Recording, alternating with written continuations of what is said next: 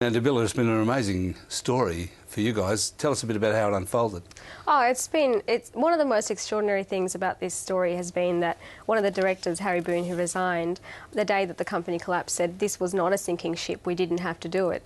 And if you picked up the weekend AFR this weekend, you would have read a really good article by our two reporters, Mike Smith and Carrie LaFrenz, where they talk quite forensically about what happened. And the chairman was actually in a meeting with investors talking about potentially selling the company when they got a call saying, hang on, we've discovered these accounting irregularities.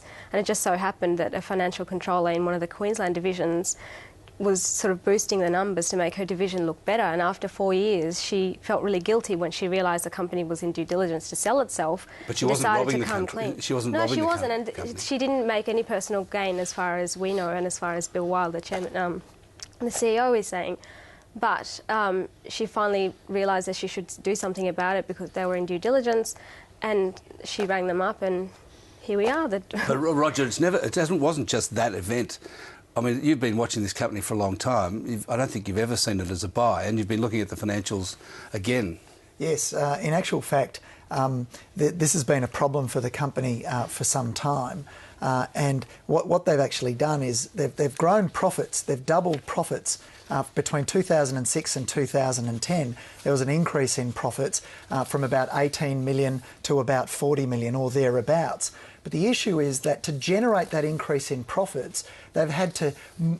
There was an eightfold increase in the equity that was contributed to the company. Something like $43 million. There was contributed equity of $43 million in 2006, and much more than that, 8 times that by 2010. And in addition to that, there was a threefold increase in the debt from 100 million to 300 million. So what you had, or $317 million. So what you had is you had a company that was making acquisitions, and it made a large portion of those acquisitions, about I think almost 20 acquisitions after it listed in 2005, but it just wasn't extracting the returns out of it. It was like a roll-up that never rolled up. But you watched acquisitions. Have you ever seen a company make so many? Well, I have, and it's not a good news story. I remember Stockford, which was trying to roll up the accounting industry about a decade ago. They did exactly the same thing. I met the CEO, and he said he was going to do 65 acquisitions in something like 12 or 18 months. And I'd been through one, and it was incredibly hard. To me, companies, as you point out, Roger, have to go and buy earnings and probably pay too much for it.